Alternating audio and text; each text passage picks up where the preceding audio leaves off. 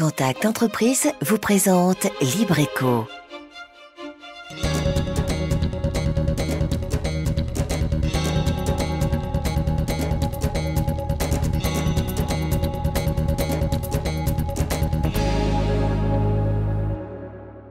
Salut à tous, c'est Libreco. Comme chaque mercredi, nous découvrons une entreprise de Lille. Nous allons à la rencontre de ceux et celles qui la font vivre. Voici donc le sommaire de ce soir. Le gabion, un panier métallique rempli de pierres, est un produit qui offre bien des avantages aux entreprises du BTP.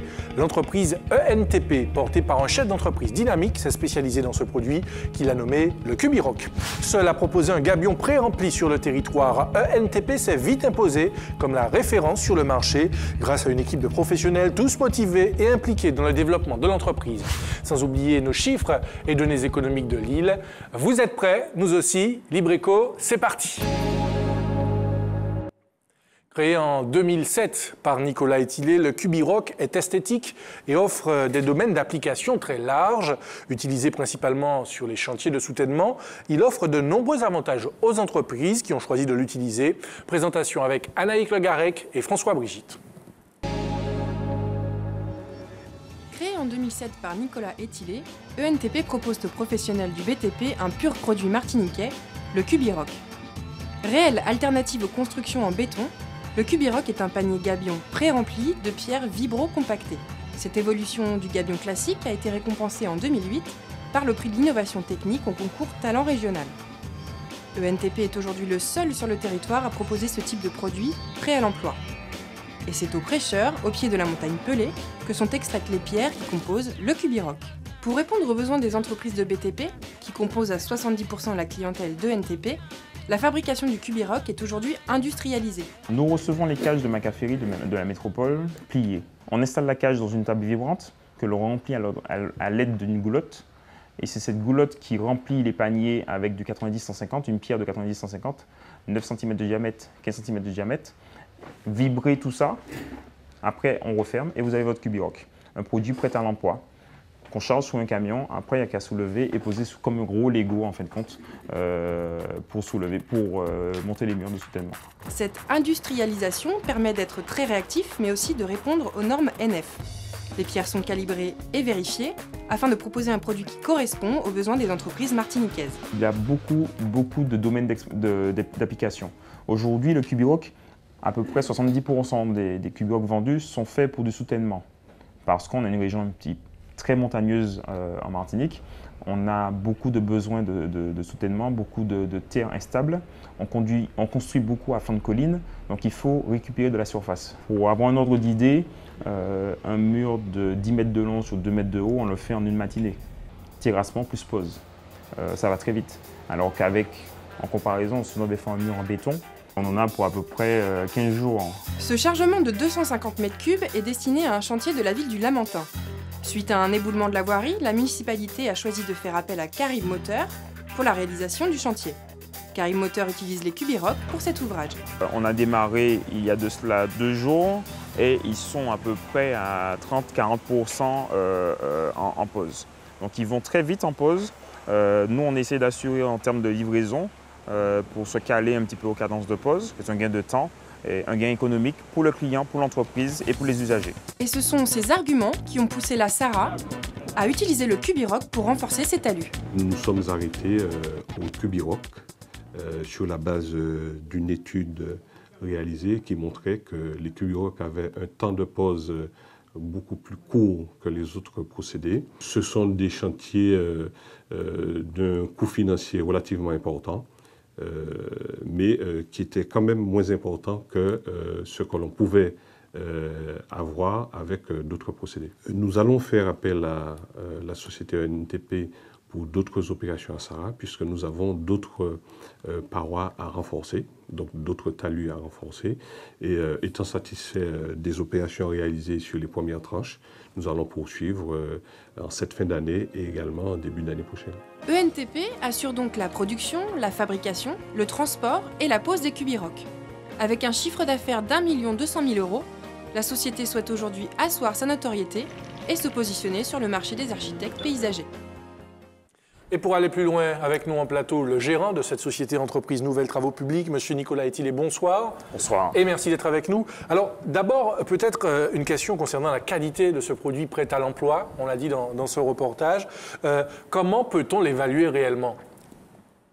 Alors, on va se baser sur des études qui ont été réalisées par Macaferi, qui est le fabricant du Cubirock, sur la longévité et la durabilité de l'acier, du fil constitutif de maquage. C'est un fil de 4 mm de diamètre. Il a été soumis à des agressions physiques comme les embruns salins ou attaques en milieu hydraulique pour vérifier la longévité. Donc il est prouvé qu'au bout de 100 ans, il ne va pas perdre en galvanisation suffisant pour qu'il y ait rupture. Donc on a de quoi voir revenir. Il faut savoir qu'un ouvrage normalement un ouvrage de soutènement est garanti 10-20 ans. Là, on a largement le temps, on a largement des capacités à tenir plus longtemps. Donc ça veut dire d'une certaine manière, ce produit tient compte de nos spécificités climatiques aussi. Exactement. Visiblement. Alors, vous misez surtout sur la rapidité, hein, on l'a vu dans ce sujet, mais est-ce qu'à vouloir être trop rapide, finalement, ça n'a pas des conséquences? Est-ce qu'il n'y a pas des risques de défaut, je ne sais pas, dans la construction notamment? Alors, il y a rapide et mal fait et il y a rapide et bien fait. Heureusement, le Cubirock s'intègre dans cette deuxième catégorie, rapide et bien fait. Nous apportons un suivi technique et un appui technique aux entreprises ou aux particuliers qui veulent passer par le procédé Cubirock, par tout ce qui est devis, analyse commerciale, analyse technique, de stabilité statique, sismique aussi, car on est dans une région sismique, tout ce qui est Antilles. Donc on apporte tout ce package qui permet à l'entreprise ou au particulier d'avoir un produit rapide de mise en œuvre, de qualité, permettant d'avoir un coût moindre pour son chantier. Rapide, c'est vrai. Aujourd'hui, à l'époque, je vous prends l'exemple du béton, à l'époque, on faisait du béton à la main. Chacun avait sa bétonnière, ça prenait énormément de temps. Aujourd'hui, c'est l'évolution. On a des bétonnières, on a des centrales à béton NF qui vont vous donner du béton NF, certifié conforme. Donc, c'est la même chose. Aujourd'hui, vous avez un gabion NF avec une évolution technique, avec des moyens de levage, de manutention perfectionnés, vous permettant de ne pas remplir à la main. Donc vous allez gagner du temps. Donc rapide, mais aussi bien fait. Alors le marché du gabion dont vous parlez s'est véritablement développé en Martinique, puisque lorsque l'on regarde la production, elle est de 20 000 mètres cubes par an, dont 7 500 mètres cubes réalisés par votre entreprise. Quels sont les retours au niveau des professionnels? Est-ce que vous échangez avec eux? Est-ce que vous avez pu mesurer un petit peu les retours sur place, sur le terrain? Sur le terrain, ils sont très satisfaits. Tous ceux qui ont utilisé le Cubirock même une fois sont très satisfaits parce qu'il y a un gain de temps non négligeable et un gain économique, je le rappelle. Mais aussi sur la qualité du produit. On a amené un produit qui était traditionnel, fait à la main, avec beaucoup de manutention pour les ouvriers, beaucoup de mauvaises applications, pas d'études souvent, ou alors mal fait, manque de tirants, pierres de remplissage non adaptées, parce qu'il y a plein de normes qui régissent un petit peu le remplissage même du gabion traditionnel. On a amené la qualité industrielle, qui n'est pas négligeable. Aujourd'hui, l'artisanal, on est passé de l'artisanal à l'industriel, et avec tout ce que ça apporte en qualité et en rapidité. Est-ce que pour autant ça a facilité le travail de ceux qui justement sont sur le terrain, tous ces ouvriers, tous ces spécialistes et professionnels? Alors on a encore beaucoup qui utilisent le gabion traditionnel. Il faut prendre comme base 5 ouvriers qui vont vouloir faire du gabion traditionnel, ils vont faire 15 mètres cubes par jour. On en pose 40 à 60 mètres cubes par jour. On a déjà fait un chantier, on a posé 200 mètres cubes par jour, avec 3 bonhommes, 3 ouvriers. Il faut prendre aussi en compte l'ouvrier qui va vouloir remplir même 2 mètres cubes, 3 mètres cubes par jour, il va soulever plus de 6 tonnes de pierres à la main. Aujourd'hui, on a une démarche sociale, une démarche environnementale, on a une démarche aussi pour la qualité du travail, qui n'est pas négligeable. Vous ne pouvez pas... Il y en a encore qui le font, je respecte très bien, je respecte ces travailleurs, mais c'est un travail pénible, harassant, et usant. Usant pour le corps, usant et avec tout ce que ça peut impliquer comme maladie professionnelle par la suite. Des conditions très difficiles, on va en parler dans un instant. Mais vous misez beaucoup donc, sur la qualité. Qui dit qualité dit coût. Est-ce que ça veut dire que cela est à un prix pas forcément abordable? Qualité, pas qu'à criver poche, j'allais vous dire. Qualité, pas qu'à criver poche. Bien connu chez nous, ouais. Aujourd'hui, vous allez vouloir passer par d'autres procédés ou vous allez vouloir réduire sur le coût. Vous allez peut-être négliger la partie étude, la partie dimensionnement. Vous allez vouloir négliger aussi la partie matériaux, qualité du matériel que vous allez utiliser et ça va vous coûter cher. Beaucoup d'ouvrages en Martinique qui cèdent, c'est parce qu'ils ont été mal dimensionnés, mal calculés et mal mis en œuvre. Et des fois, quand vous réunissez les trois, c'est la catastrophe. Donc aujourd'hui, ENTP, depuis 2007, j'allais dire aujourd'hui, mais depuis 2007, nous apportons à nos clients cette partie étude et cette partie préconisation et aussi pause, assistance. Ce qui permet de réduire ce facteur, il y a toujours ce facteur pas de chance, d'accord? Mais on réduit au minimum pour pouvoir donner satisfaction à mon client. Et justement, est-ce que la qualité de ce produit est régie par une norme? Si. On a la norme NFP 94-325, voilà, je crois. Exactement, que vous connaissez encore mieux que Alors, moi. en clair, ça explique quoi? Ça présente quoi comme cadre? Ça va cadrer la façon de créer, la façon de faire son panier. Alors que ce soit pour le gabio traditionnel ou pour le Cubirock, la norme nous dit quel type de pierre qu'il faut mettre dans le panier. Ça va être évident. Il ne faudra pas mettre des pierres plus petites que la maille, sans quoi les pierres vont partir. Le nombre de tirants. Les tirants, c'est les renforts que l'on a à l'intérieur du panier qui permettent de garder un parement droit. Il va vous dire aussi le type de maille, le type de fil que vous allez utiliser. Si vous avez un fil trop fin, il va céder, il va rompre sous les contraintes, sous les efforts. Donc ça va cadrer tout ça. Et aujourd'hui, le Cubirock et la plupart des produits de soutènement doivent répondre aux normes. Et aujourd'hui, le Cubirock répond aux normes. Alors, on va parler du Cubirock et de NTP dans un instant, mais j'aimerais quand même votre avis sur deux points qui concernent le secteur. D'abord, ce chiffre, selon les professionnels du bâtiment et des travaux publics, l'activité aurait enregistré un recul de 25% depuis 2008. À votre avis, comment relancer, faire redémarrer tout ça concrètement, relancer le secteur? Alors, beaucoup diraient la commande publique. C'est sûr, mais ça ne fait pas tout. D'accord? Aucune entreprise n'a basé son chiffre d'affaires uniquement sur la commande publique, sans quoi elle disparaîtrait.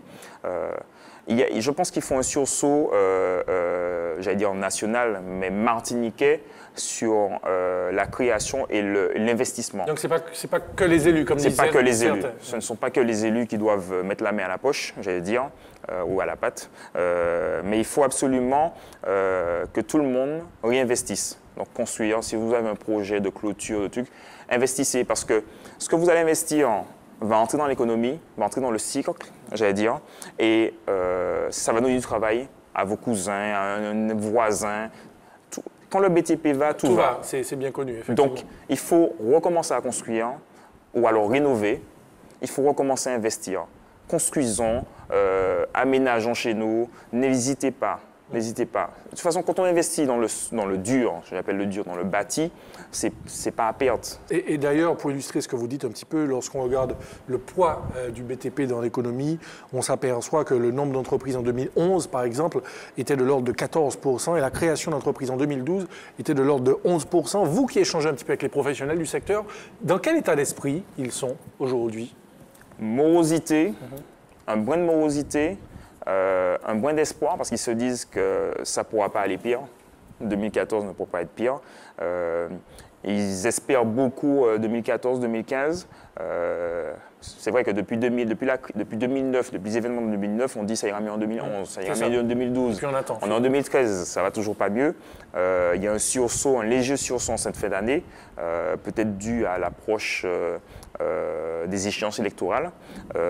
Mais nous croyons beaucoup. C'est-à-dire qu'on ne perd pas espoir. L'entrepreneur martiniquais, que ce soit dans le milieu artisanal, à la boulangerie ou autre chose, les fleuristes et tout, ou même dans le BTP, celui qui crée, l'entrepreneur que vous voyez au quotidien, celui qui crée, il a fait ce choix, donc il est passionné par ce qu'il fait, donc il y croit, il y croit. Si demain matin il ferme, il va recréer, parce que c'est un créateur, c'est un entrepreneur, il va entreprendre. il est là pour faire travailler, pour faire fructifier, pour faire travailler, pour créer. C'est un créateur. Donc, il garde espoir. Donc, et c'est cet espoir-là. Si on perd l'espoir, quel que soit ce qui va se passer en 2014, on ne va pas pouvoir relever le défi. D'accord? Alors que si on a un peu d'espoir, on va réussir à relever le défi. Alors, on revient à vous et à votre société. Petite entreprise, une dizaine de salariés. ENTP est considérée comme une famille pour ses salariés. Certains sont présents depuis la création, d'autres sont des petits nouveaux dans l'univers du gabion. Rencontre avec la petite famille du Cubiroc. Suivi de dossiers, de courriers, gestion des appels d'offres, des déclarations d'embauche et saisie comptable, bref, Nadine est un élément indispensable à la gestion de l'entreprise. Issue d'un domaine très différent de celui du BTP, elle a su s'adapter rapidement à un domaine très technique. Ça a été facile, d'autant que j'ai quand même une très bonne collaboration avec l'ensemble de l'équipe, notamment le gérant avec qui j'ai le plus de contacts. Et c'est vrai que ça a facilité mon intégration au sein de l'entreprise. Il faut être organisé, de façon à pouvoir déceler les priorités et organiser son travail en fonction de ces priorités.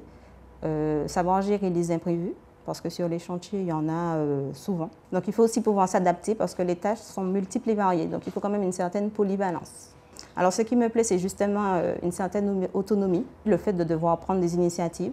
Et puis, très important, je vais dire l'ambiance de travail. C'est agréable, je ne rentre pas chez moi le soir stressée, j'arrive au travail, je suis contente d'arriver au travail, voilà. Et ça, c'est primordial. On fonctionne comme une petite famille, je pourrais dire. Fabien est un petit nouveau dans le monde du Cubiroc. Arrivé il y a seulement 2 semaines au sein de l'entreprise, il a souhaité s'écarter de son activité première, la mécanique industrielle. Je voulais sortir un petit peu de l'industrie, donc là, voilà, j'étais embauché par monsieur Etilé pour faire de la mécanique, un peu de jardinage. Et comme il a les Cubiroc à faire, là il a une grosse commande, donc il m'a demandé si je voulais bien les faire, donc pourquoi pas. Physiquement c'est dur, il y a des côtés intéressants. Tout ce qui est la préparation, le montage du panier, ça n'a pas l'air, mais c'est assez complexe quand même. Donc c'est vrai que j'ai eu un très bon collègue, Paul, qui connaît vraiment le métier sur le bout des doigts. Sûr que sans lui, je m'en serais jamais sorti. Les qualités obligatoires, dirais-je, pour faire ces Cubiroc, c'est une bonne condition physique, une bonne condition mentale, savoir gérer son temps, pas trop se précipiter parce que sinon on ne tient pas dans la distance, parce qu'il faut être endurant aussi. C'est pas facile. Mais avec une bonne technique et avec quelqu'un qui connaît bien, comme mon collègue, qui connaît tous les trucs et astuces, je ne vais pas dire que ça va tout seul, mais on y arrive. Un métier qui a son lot de difficultés, mais Fabien y trouve une certaine satisfaction. Moi j'aime bien tout ce qui est montage mécanique, voilà, on part, on a des pièces détachées, on les assemble, on est en produit. Bon, moi j'aime bien faire ça. Et ensuite, quand on remplit les cailloux, à la fin, vous avez vu, on est obligé de les ajuster à la main. Donc c'est toujours plaisant pour soi-même de se dire bah, j'ai bien fait, il est bien droit, il est bien propre, on peut le fermer, on peut le poser. C'est terminé. La satisfaction du travail bien fait. Comme je viens juste d'arriver, pour l'instant je découvre des nouvelles facettes du métier, des choses que je ne connaissais pas. Donc je pense pouvoir évoluer dans l'avenir sur d'autres techniques, différents postes, etc. On verra. Alors, monsieur Etilé, ce salarié a sorti un mot fort, il souhaite évoluer. Justement, lorsqu'on est dans ce secteur, est-ce qu'il y a un plan d'évolution? Parce qu'il y a des motivations diverses, il y a une implication qui est forte, on l'a vu. Est-ce que dans ce secteur, justement, on peut progresser et aller justement sur des postes un peu innovants et évoluer, progresser? Alors, mon maître mot, c'est la polyvalence. Aujourd'hui, ils sont capables de faire des paniers, ils sont formés aussi à la pose, ils sont capables de prendre des points de niveau, ils ont suivi des formations pour utiliser un niveau laser, ils suivent aussi des formations CACES pour pouvoir utiliser les engins. C'est-à-dire que chaque élément constitutif de mon équipe est capable de remplacer un autre. Peut-être pas aussi bien, mais de faire le travail, d'être convenablement, et en toute sécurité. Donc on a des formations régulièrement, pour les formations de conduite d'engin, les formations d'utilisation d'outils de topographie, pour que chacun soit polyvalent. Parce qu'il est bien évident, par rapport au marché martiniquais, on ne produit pas toute l'année. Donc on a des campagnes de production et le reste du temps, on pose ou on peut faire des petits travaux pour les aménagements. Et est-ce que la stratégie de l'entreprise, entreprise nouvelle donc, de travaux publics, est aussi un ancrage dans l'économie martiniquaise? C'est-à-dire que c'est un bébé que j'ai nourri, que j'ai souhaité depuis mon plus jeune âge, depuis mes études en métropole, où j'ai toujours voulu revenir et créer mon entreprise. Je vous donne une anecdote. On avait des projets en école où on devait répondre à des appels d'offres. Et mon entreprise s'appelait déjà ENTP. Bon, à l'époque, c'était Ethylé Nicolas Travaux Publics. Je n'avais pas encore inscrit dans cette démarche d'innovation et de nouveauté avec Entreprise Nouvelle de Travaux Publics. Mais c'était Ethylé Nicolas Travaux Publics qui était basé à Fort-de-France et qui partait faire des chantiers. Alors, on avait des projets partout dans la France avec des dossiers. Donc, le virtuel de l'époque est devenu réalité aujourd'hui. Devenu réalité. Et avec une application aujourd'hui dans l'économie. Une application, non seulement dans l'économie, mais dans la partie sociale. J'attache énormément d'importance à la partie sociale, à l'évolution de l'homme. Paul, dont vous avez entendu parler, Fabien, c'est un yoleur. Il est là avec moi depuis l'année 2008. D'accord, depuis les débuts, il a vu l'évolution, il a amené, comme disait Fabien, il a amené ses astuces. Aujourd'hui, la façon de faire un panier en 2013 n'est pas du tout la même qu'en 2007, en 2008. D'accord, chacun amène sa pierre à l'édifice. Et c'est ça l'implication de mes salariés, mon implication, mais aussi l'implication de NTP, non seulement dans l'économie, mais dans la partie sociale, dans le volet associatif, avec le partenariat avec des clubs sportifs, Golden Star pour le basketball, pour la voile, le club nautique du marin, le triathlon, des sports physiques avec Kawan Club, le sport physique ou la mise en exergue de l'homme et de ses compétences physiques. C'est un peu l'image que vous véhiculez visiblement. Une question sur le prix innovation technique au concours talent régional que vous avez remporté il y a 2 ans, je crois. Voilà. Quel a été l'apport finalement de ce prix pour l'activité de l'entreprise de manière générale? La notoriété. On a été sous les feux des projecteurs pendant plus d'1 an grâce à ce prix. À la suite de ça, on a participé au Salon de l'Habitat. On a aussi remporté le prix de l'innovation. L'année d'après, on a eu le meilleur stand avec un aménagement. C'est un vrai tremplin, ça a boosté véritablement le... Je pense qu'il faut, quand on a ce type de produit ou ce type de projet, il ne faut pas hésiter à participer à des concours. Quitte à les perdre. Alors, 100% des gagnants, ils ont participé. D'accord ? Donc, il faut participer et avoir confiance, se donner les moyens, tenter, il faut toujours tenter. On a participé au JOMD aussi. En Journée Outre-mer, développement. On a participé aussi au concours où on a pu se jauger par rapport aux différentes entreprises qui participaient, la Réunion, la Guyane, la Guadeloupe, et voir, ce décalage qui nous permet aujourd'hui, on revient, on se pose, on réfléchit, on se dit qu'est-ce qu'on doit faire pour arriver à ce niveau-là. Parce que nous, on a des projets pour 400 000 habitants, mais il faut voir plus loin. Nous ne sommes pas caribéens, nous ne sommes pas martiniquais, nous ne sommes pas caribéens, nous sommes des citoyens du monde. Donc il faut voir plus loin, il faut voir grand, il ne faut pas hésiter à voir grand. Parfait. Monsieur Ethylé, vous restez avec nous, on vous retrouve tout à l'heure. En attendant, comme chaque semaine, voici une donnée économique de Lille, c'est le chiffre de la semaine.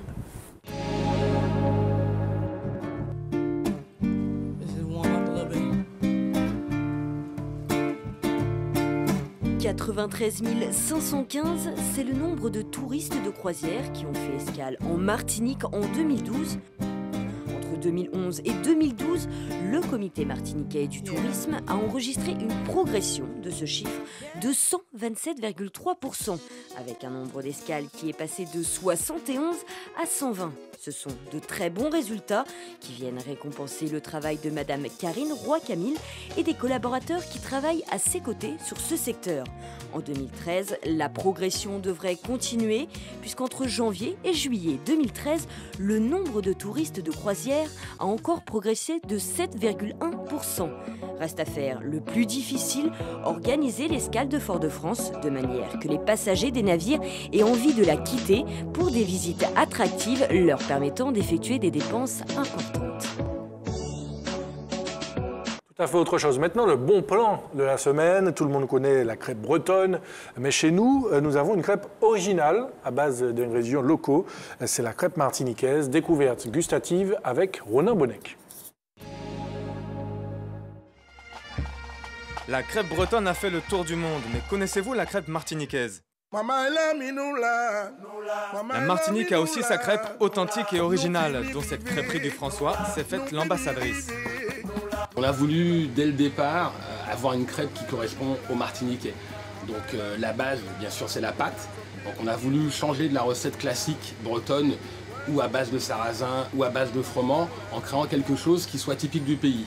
Alors on a la chance en Martinique d'avoir un producteur de farine de banane, et ce qui fait l'originalité, donc je vous révèle un secret de notre fabrication, qui est la farine de banane, qu'on associe avec la farine de châtaigne et la farine de sarrasin, qui sont 3 farines qui sont sans gluten et qui apportent à notre pâte une croustillance en salé et un moelleux en sucré, et surtout qui sont très digestes. À l'heure de la malbouffe, restauration rapide rime souvent avec nourriture insipide. Mais la crêpe martiniquaise a l'avantage d'être faite sous vos yeux et d'allier ainsi efficacité, plaisir et santé. C'est une démarche qui est également très importante pour nous, le fait que notre crêpe soit digeste, qu'elle soit très allégée au niveau des corps gras, qu'elle ait des bonnes protéines, qu'elle soit sans gluten ou très peu de gluten. Donc ça veut dire que les gens vont pouvoir se faire plaisir, également avoir un produit très digeste. Donc c'est un aliment et en même temps notre crêpe c'est un alicament, on va dire. C'est-à-dire que les gens en même temps ils la mangent, ils se soignent. Elle est très bonne, et puis l'originalité c'est le fait qu'ils ont mis la morue. Beaucoup de goût, c'est très très bon. Beaucoup de saveurs, elles sont très bonnes, elles sont originales, elles sont bien servies. On est tourné vers la mer, donc il y aura également le lambi. Notre dernière originalité, c'est de mettre des légumes pays dans notre crêpe. Donc on n'a pas hésité à avoir un tinin morue avocat qu'on appelle la calenda. Donc on a voulu aussi dans notre démarche que le patrimoine également martiniquais à tout niveau soit représenté, donc culinaire, mais également l'appellation de nos crêpes. Donc c'est la calenda, c'est également la biguine, la mazouka, etc. qui font un rappel à nos danses traditionnelles. De même que toutes nos crêpes sucrées portent le nom des femmes de Martinique. Donc ça c'est un hommage aux femmes de Martinique qui représentent quand même 70% de notre clientèle et qui sont le ciment, on le sait, de la société martiniquaise. La bonne crêpe, une crêperie artisanale et originale qui s'inscrit pleinement dans la valorisation du patrimoine gastronomique martiniquais. Véritable ambassadeur de la crêpe martiniquaise, la bonne crêpe participe depuis plusieurs années à la Foire de Paris. Une manière d'inviter un plus large public à venir découvrir la richesse culinaire et culturelle de la Martinique. Et l'on retrouve notre invité Nicolas Etilé qui a regardé ce reportage avec beaucoup d'attention. Ça vous inspire un commentaire? Déjà, j'ai l'eau à la bouche. Mais déjà, surtout, on n'a pas conscience, on n'a pas idée du nombre de talents que nous avons en Martinique. Des talents méconnus. Heureusement, il y a toujours des émissions comme Libreco pour mettre en avant ce genre Pour illustrer la Martinique qui gagne, parce qu'on montre souvent la Martinique la Martinique qui s'entretue, la Martinique qui souffre. Mais celle-là gagne. Celle-là avance, celle-là réfléchit. Et il s'y connaît, quoi. Il n'a pas débarqué. Il s'est pas débarqué un matin, il a dit je vais faire des crêpes. Non, le mec c'est un cuisinier, un chef cuisinier. Il s'y connaît, il connaît son produit. Il a recherché, il a aménagé l'esprit. Il a créé un concept finalement. Il a créé un concept. Ouais, c'est parfait. Alors, pour revenir à vous et conclure quasiment, peut-être sur vos projets et perspectives de développement pour la société ENTP. Asseoir encore la notoriété de NTP. Développer la partie commercialisation, être plus proche de mon client avec plus de capacité à répondre aussi à la demande, ce qui n'est pas évident. Et puis continuer à investir, continuer à former, continuer à générer du savoir et l'envie chez mes partenaires, chez mes clients, donner aussi de la satisfaction à mes clients pour pouvoir pérenniser mon entreprise. C'est mon souhait, 2014, 2015, 2020. En tout cas, c'est tout le mal que l'on vous souhaite. Vous saluerez toute l'équipe qui vous entoure, évidemment. Merci en tout cas et bon courage. À très bientôt. Libreco est quasiment terminé, mais juste avant, comme chaque semaine, l'actu Contact Entreprise. À la demande de la mission locale du centre, Contact Entreprise a eu ce matin une séance de travail avec les représentants de cette structure dans le cadre du dispositif Premier Contact Emploi mis en place par Contact Entreprise pour la réussite à l'embauche des jeunes. Ce jeudi 31 octobre, Contact Entreprise organise pour ses adhérents un déjeuner-débat sur le thème « L'économie numérique en Martinique, réalité et perspective ». Cette rencontre sera animée par Nicolas Augustin, président de Martinique Tech. Voilà, ça c'était pour l'agenda, en espérant que vous avez pris bonne note. Libreco est maintenant terminé, on se retrouve la semaine prochaine, même heure, même antenne. Très bonne soirée sur ATV.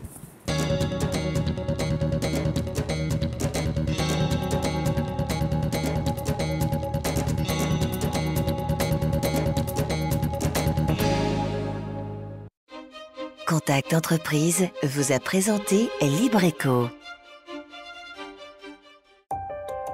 Retrouvez cette émission dès maintenant et pendant 7 jours sur atv.mq.